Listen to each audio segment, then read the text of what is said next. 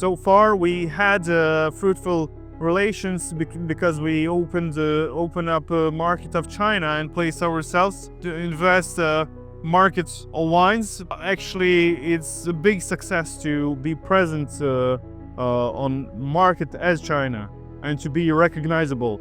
We believe that it will continue to grow because we had fruitful cooperation with our partners from China. China was the biggest partner country of Mostar Fair.